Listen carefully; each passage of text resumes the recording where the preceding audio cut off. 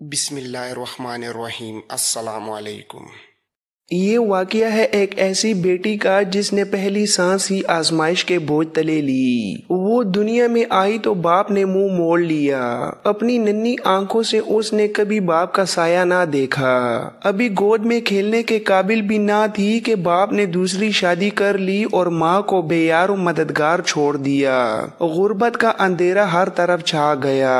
माँ के सामने दो ही रास्ते थे, या तो हार मान ले और बेटी के साथ भीख मांग कर जिए, या खुद को कुर्बानी की आग में झोंक दे और बेटी के लिए दुनिया भर का मुकाबला करे। उसने अपने आंसू पूंछे और फैसला किया कि अब ये बेटी ही उसकी दुनिया है, उसकी खुशियां भी और उसके ख्वाब भी। माँ के पास ना कोई सहारा था ना वसाइल, बस दो हाथ थे और एक मजबूत इरादा। वो दिन रात दूसरों के घरों में बर्तन धोती, झाड़ू लगाती, कपड़े धोती, तनूर पर रोटियां पकाती ताकि बेटी भूखी ना सोए। कभी हाथ जल जाते, कभी पाँव में छाले पड़ जाते, मगर माँ की जबान पर एक ही जुमला रहता, बेटी ये मेहनत की आग है जो जन्नत की ठंडक ले आएगी। गुर्बत ने बचपन ही से बेटी को बड़ा कर दिया।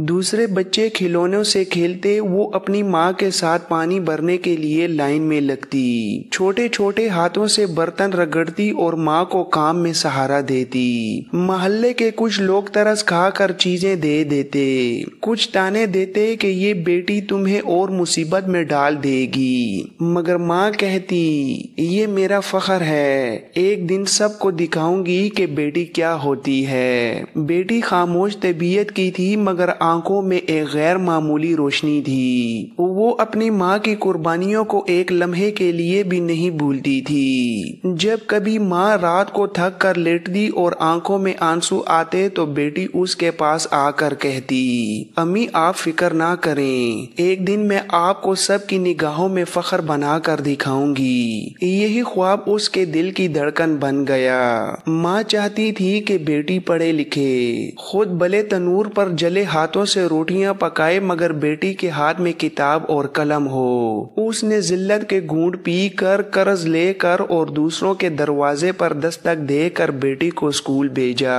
स्कूल के दिन आसान ना थे। अक्सर बेटी के पास कॉपी या किताबें खरीदने के पैसे ना होते तो दोस्तों के पुराने नोट्स पर गुजारा करती। यूनिफॉर्म पर पेवन लगे होते, मगर वो मुस्कुरा कर कहती, कपड़े पुराने हैं पर ख्वाब नए हैं।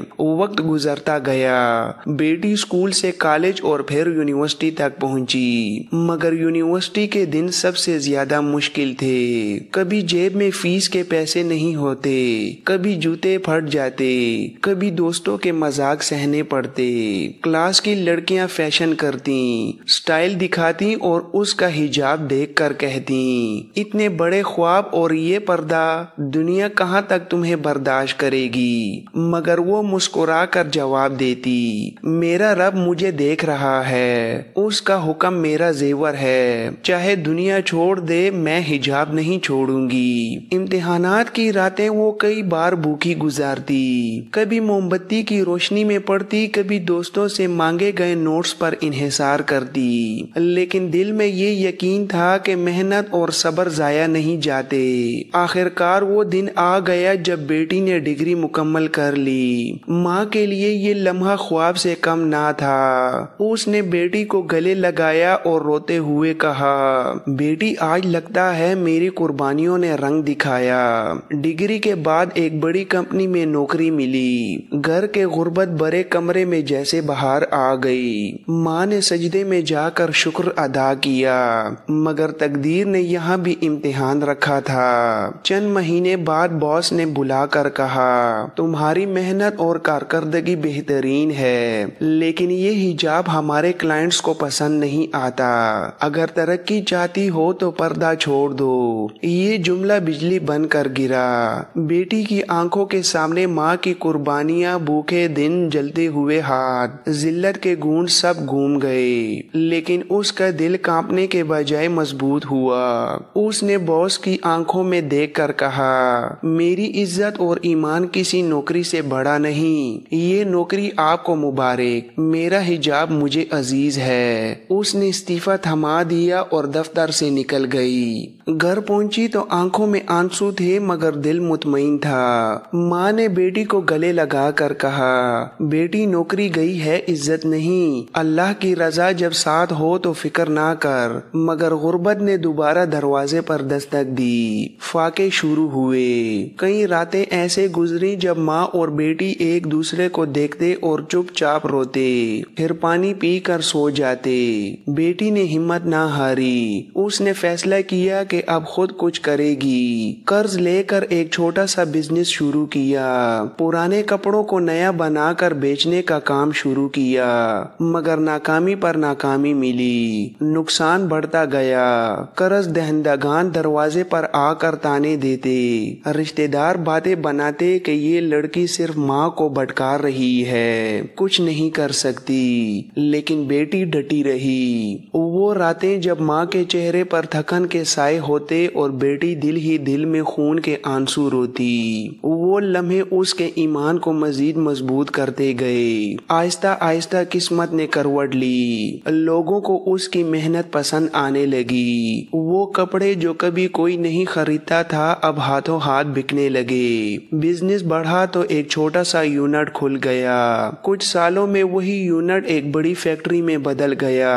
फिर फैक्ट्री एक ब्रांड बनी। उसने कर्ज भी चुका दिया, माँ को सुकून दिया और दुनिया को दिखा दिया कि ईमान पर डटने वाले को अल्लाह कभी रुसवा नहीं करता।